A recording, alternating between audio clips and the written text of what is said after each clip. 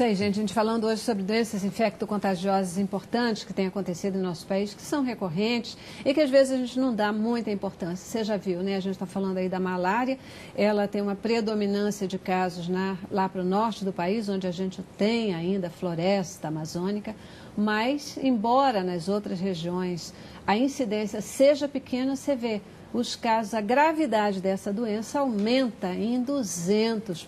E aproveitar para corrigir aqui a minha confusão com a febre amarela e a malária. Então, não existe vacina para malária, o que existe é para febre amarela, e é essa que a gente toma quando vai para o exterior, que vale por 10 anos, essa coisa toda, né?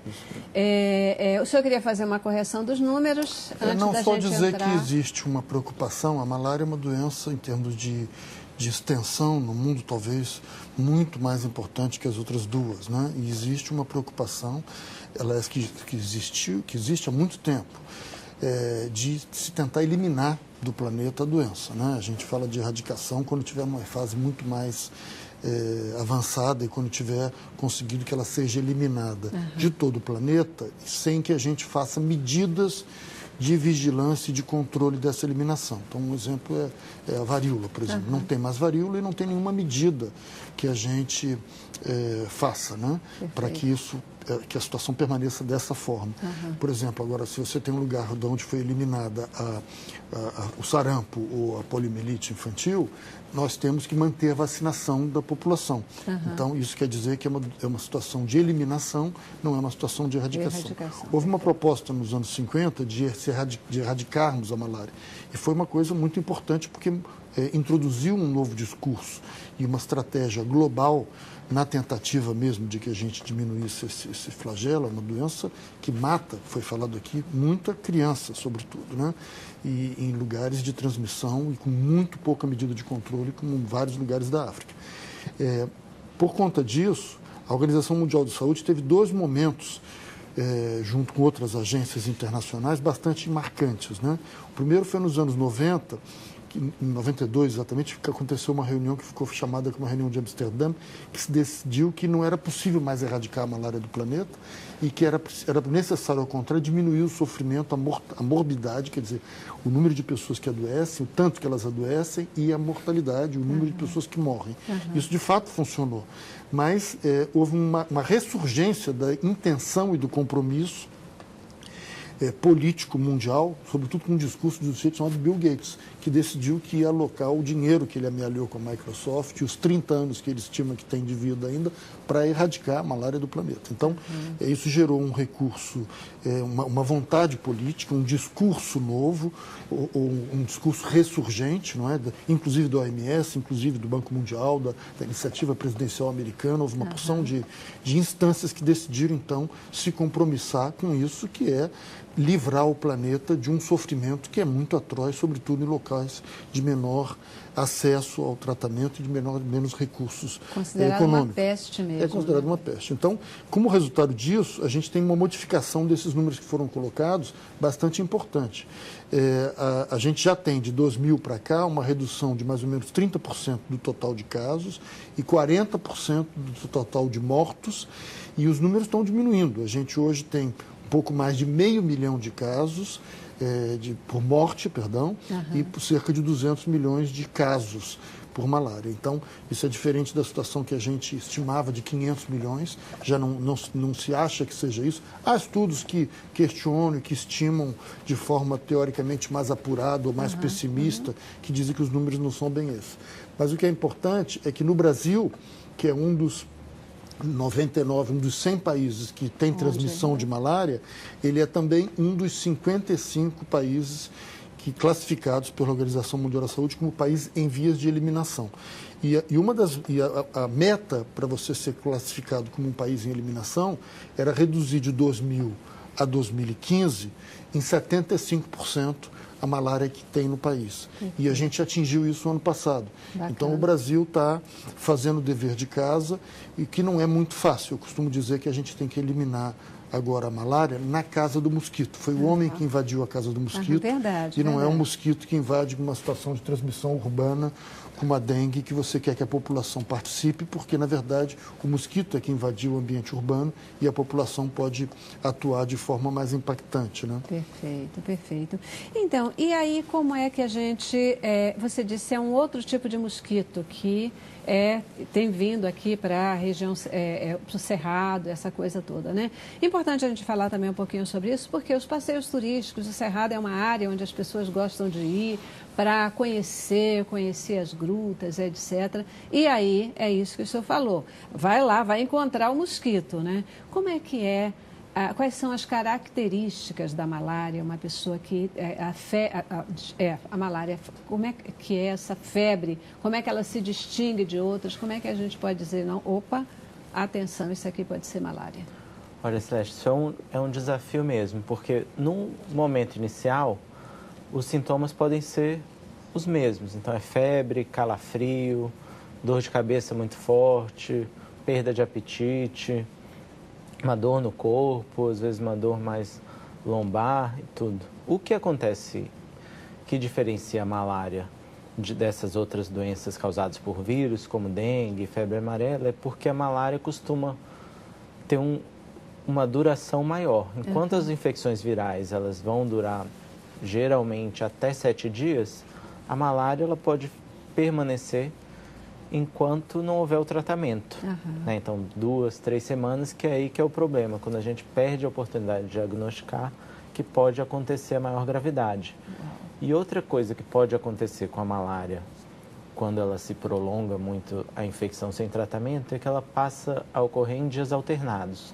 Então, um dia a pessoa tem febre, calafrio, febre alta, 40 graus, muita dor de cabeça. No dia seguinte, ela se sente normal, muitas vezes normal, faz as atividades dela habituais e depois de 2 dias volta a ter febre de novo, com calafrio, aqueles mesmos sintomas. Então, o ciclo passa a ser dessa forma. E isso é uma dica importante, tanto para as pessoas doentes quanto para os profissionais de saúde. Né? Mas, no momento inicial, é difícil de distinguir. Por isso que é importante. Quem foi para uma área onde tem transmissão, foi para a Amazônia ou foi para a África, para a Ásia, onde tem transmissão. Ou foi para o Cerrado também, você falou aí. No Cerrado, nem tanto. A gente tem mais na parte ali, o único lugar onde a gente ainda tem um pouco de transmissão de malária é ali no Mato Grosso, ali na Chapada a gente pode ter, né? Mas ali mais vindo para cá, para Goiás, já é mais raro. Mas, de qualquer forma, tem que pensar em malária, tem que procurar um atendimento, falar com o profissional que for atender, olha, não pode ser malária, eu viajei para tal lugar, e aí fazer o exame específico que pode dizer se a pessoa está ou não com malária. Medicamentos caseiros podem dar conta da malária, podem fazer a pessoa ficar boa, tem alguma indicação? Ou isso tem que procurar médico mesmo? Não, tem que procurar médico. Eu diria que é perigoso imaginar qualquer proposta de medicação caseira. Deixa eu só antes enfatizar um aspecto que o doutor André evocou, que eu acho que é fundamental, né? E como ele disse no início, é perfeitamente possível que a malária não adquira ou não se mostre nesse formato que é tão típico, nessa apresentação de dias alternados ou até a cada 2 dias, que é um plasmódio que é muito raro no Brasil, mas pode eventualmente acontecer. Que né, professora, a famosa febre terçã, quartã. Né? Que acontece no dia 1 e no dia 3, não é de 3 em 3 dias, não. É no dia 1 e no dia 3, portanto, pula 1 dia, como o André falou, ou pula 2 dias e é febre quartã, que é bastante rara no nosso meio. O que é comum e o que é esperado mesmo é que no início ela se apresente com uma febre contínua e, portanto, esse elemento de distinção não aparece tão facilmente. Mas um aspecto que ele chamou, a atenção, que eu acho que é muito importante, ou 2, que é preciso dizer e cobrar do médico que ela teve na área endêmica, na área que tem malária. Porque nessas áreas se fala de malária. Nessas áreas, não é 200%, é 200 vezes. 200 vezes é muito mais do que 200%. Então, lá o sujeito, eu costumo dizer, o porteiro do posto de saúde já avisa, doutor, mais uma malária está chegando. Ele mesmo já faz o diagnóstico, enquanto que aqui a gente vai complicar muito as coisas, mesmo nos grandes centros médicos. Então, por conta disso, todos sabem que lá é uma região de malária. Enquanto que se você está fora dela, você não vai valorizar essa informação, que é a mais importante e pode salvar a vida. Então, eu diria que, primeiro, esse é um aspecto de diferenciação bastante importante. E, segundo, como o André falou, dizer ao médico que peça o exame, se ele hesitar, exigir que ele peça o exame, porque isso pode salvar vidas e, às vezes, um não especialista, um não infectologista, teima, como se, quem sabe sou eu, que a senhora tem uma virose, ou a senhora tem dengue. Deixa eu lhe dar outro dado, que também é um número bastante impressionante, que uma colega nossa calculou. Para justificar por que o sujeito não pensa, mas são médicos mal formados? Não são. O que acontece é que existe uma questão estatística de você acertar com os dados que você raciocina habitualmente. A chance de que seja uma virose é mesmo muito grande. Então, por isso que você evoca e tenta não valorizar e acompanhar o paciente para ver se ele vai resolver aquilo. Qualquer um de nós pode acordar um dia mais ou menos indisposto e isso resolve antes mesmo que chegue na hora do almoço. É verdade. Então, é preciso também não valorizarmos coisas demais, nem tratarmos o que não precisa ser tratado, mas é preciso reconhecer aquilo que é perigoso. Muito bem. Ela fez a seguinte avaliação, que se ela tiver num hospital geral no Rio de Janeiro e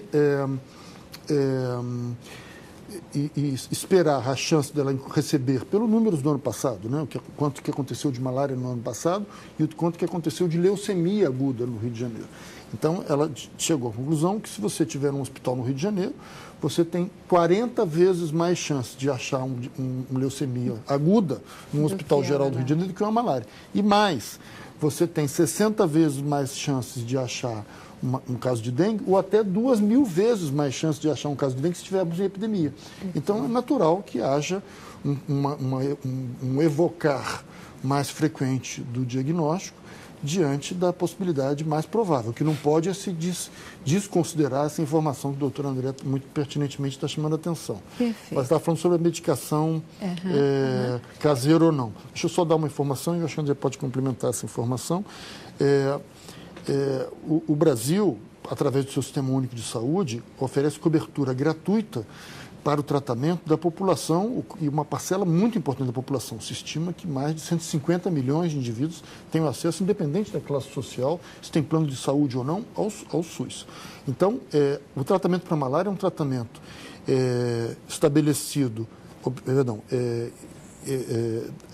oferecido após um diagnóstico que é estabelecido dentro da Amazônia, quase 5.000 postos de saúde, de forma gratuita, e o tratamento é gratuito. Então, não há nenhuma razão. E mais, há quem diga assim, mas será que o número de casos corresponde a esse mesmo? Não tem um número maior do que de fato é registrado? Muito provavelmente não, ou pelo menos não muito. Por quê? Porque o sujeito que coordena um centro de saúde, por exemplo, um posto de saúde, ele só vai receber de volta do Ministério da Saúde a medicação que ele gastou tratando um paciente se ele registrar aquele caso. Então, não tem como ter subregistro. Então, a população é tratada com as medicações certas, que são determinadas em cima de um comitê assessor, que tem um subcomitê assessor, nós integramos, o André e eu, um subcomitê assessor de terapêutica que determina, em função das regras mundiais de como se deve tratar malária, como se deve tratar malária no Brasil. Perfeito. Então, eu diria que devemos fugir de qualquer medicação caseira, embora o André possa fazer uma ressalva. Enfim, eu não diria que a gente deva caminhar por aí, porque não é um porque a gente vê que muitas vezes os números oficiais sobre quaisquer doenças aqui no Brasil, eles são exatamente isso, os oficiais, né? Mas como muita gente não consegue ter o atendimento, etc e tal, quer dizer, o número oficial, o número real da doença, ele acaba sendo muito maior. Mas aí esse dado de que, como a oferta do medicamento ela vem dos organismos públicos, talvez o número real seja bem próximo, né, dos números oficiais aí que a gente... Acho que você abordou. No geral, a gente acaba tendo o que a gente fala de subnotificação, né? A gente tem um número notificado, registrado daquela doença bem menor do que aconteceu de fato. Mas na malária a gente acaba que, como ele é vinculado ao diagnóstico e uma coisa impressionante é que mesmo em comunidades pequenas, ribeirinhas da Amazônia, vai ter um posto de diagnóstico de malária, focando de malária. Então, se a pessoa tiver febre ali, ela vai ter um acesso rápido ao diagnóstico e ao tratamento também. Perfeito. E isso é importante, acho que o professor Cláudio falou muito bem da questão do tratamento. Existem medicações que devem ser feitas para malária e elas devem ser tomadas por toda a duração recomendada. Isso não só para malária, mas para todas as infecções em geral, porque muitas vezes a gente começa a se sentir melhor e aí abandona o tratamento. Só que a gente às vezes diminuiu a quantidade daquele micro-organismo no nosso corpo, mas ele permanece lá. E nisso que a gente deixa de tomar o restinho do medicamento, ele pode retornar, pode desenvolver resistência e ficar mais grave. Uma pessoa que toma essa medicação, ela fica curada da malária? Se ela fizer o tratamento certinho, bacaninha, fica curada? Fazer o tratamento certinho, o acompanhamento programado certinho, ela fica curada da malária. Isso é uma grande vantagem, né? Então, procurar o diagnóstico e tratamento que ela se recupera, geralmente se feito em tempo oportuno, sem nenhuma sequela, sem nenhum problema. Bacana. Queridos, eu já vou para mais um intervalo e quando eu voltar eu queria conversar um pouquinho com vocês agora sobre a febre amarela e um pouquinho também sobre a dengue, né?